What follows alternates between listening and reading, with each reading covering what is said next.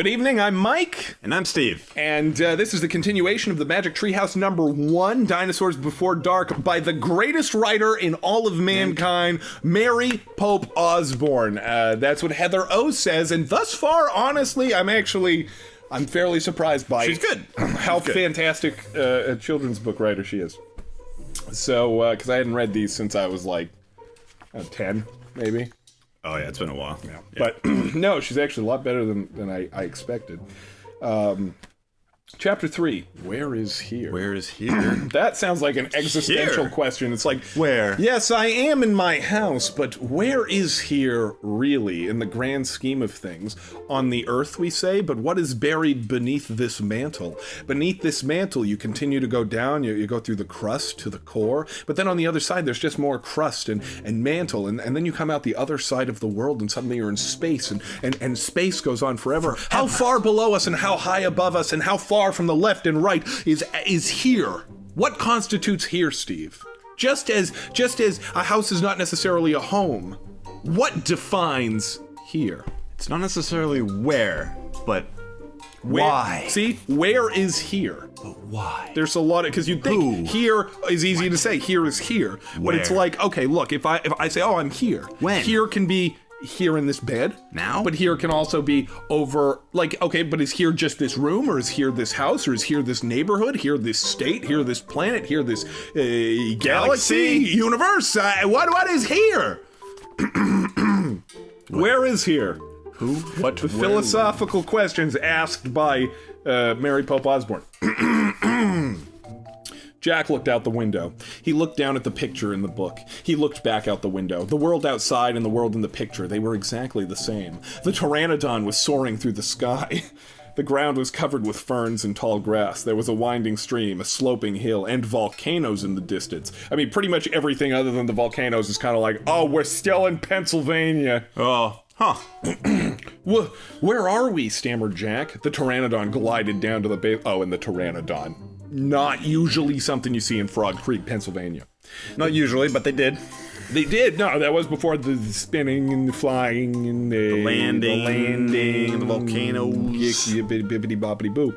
The pteranodon glided down to the base of their tree. The creature coasted to a stop and stood very still. What happened to us, Annie? Said Annie. She looked at Jack. He looked at her. I don't know, said Jack. I was looking at the picture. You're on the island of misfit children. We're on the island of unwanted kids, where parents send us to settle their bids. No, see, debts was what I was. My name is Annie, I'm reckless and free. My name is Jack. I'm stuffy as can be when Magic Treehouse is here. That you know, we'd be really great songwriters if download if our it album right here. In the link below, you can download our album of songs that don't necessarily rhyme. They don't have rhythm. A lot of they don't really sound that great. A lot of the lyrics just kind of trail off. We go when based off tunes of other songs that are more well done than ours. Right. You know. I don't know, said Jack. No, what happened to us? I don't know, said Jack. I was looking at the picture in the book, and you said, wow, I wish I could see a pteranodon for real, said Annie. Yeah, and then we saw one in the Frog Creek woods. Duh, Annie, what are you getting at? Yeah, and then the wind got loud and the treehouse started spinning. Yeah, I was there, Annie, and we landed here, and we landed here. So that means, said Jack, so that means what, said Annie. Honestly, I don't think Annie's this stupid. I think Annie's just trying to make her brother feel like... She's like, you know what happened. But I think he's so stuffy, he probably doesn't have a lot of friends. She's trying to make him feel smart, you know, because that's the one thing that he has. And she's like, so that means what? I mean, honestly, if this happened to us, I'd be like, where are we? What just happened? Again, children can grasp this stuff. Children are going into the woods after dark. They're going up into a random treehouse on a really high ladder. I would be worried about mobsters. These kids are just like, I don't know, I wish I was in prehistoric times. Oh, look, we're in prehistoric times. We're interesting. Good. Nothing, said Jack. He shook his head. None of this can be real.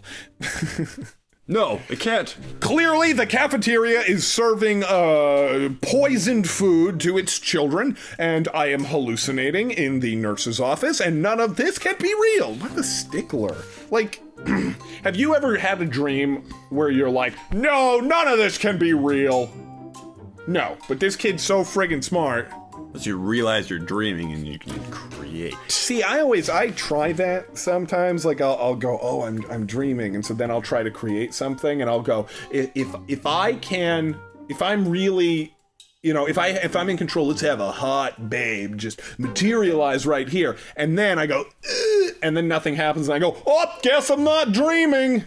Guess that giant robot attacking everybody with its laser vision is real because I couldn't make a babe materialize out of nowhere.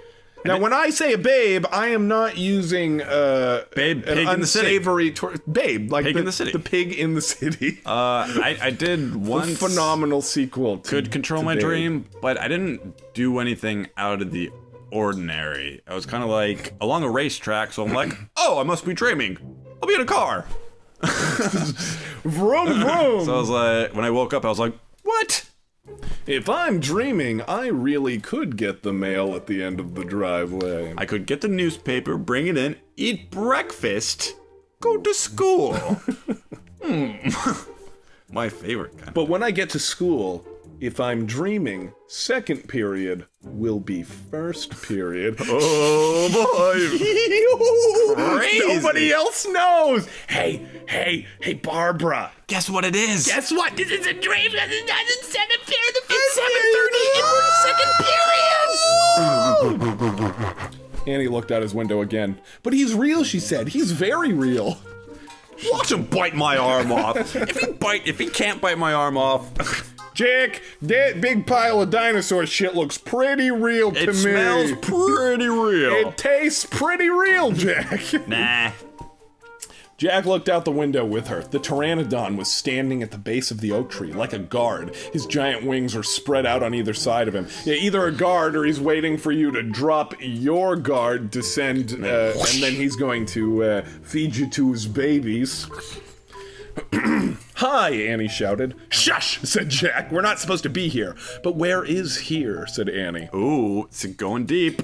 I don't know, said Jack. Hi, Annie called again to the creature. Well, Annie's being a little stupid now. I mean, I get it. She's kind of a flower child. She wants to have a relationship with nature, but still, it's like, look, I'm not going to go out when I hear, like, the coyotes howling out in the backyard. Yeah, Annie's the sort of person to be like, hey, come here! Hey! I mean, when we see a dog, that's exactly what we do. A dog is not a friggin' pteranodon. I mean, even a big dog, I'm kind of like, okay, there you go. Like, this is the equivalent of, like, turning a corner and having a Komodo dragon be sitting right there. And you go, oh, hey! You.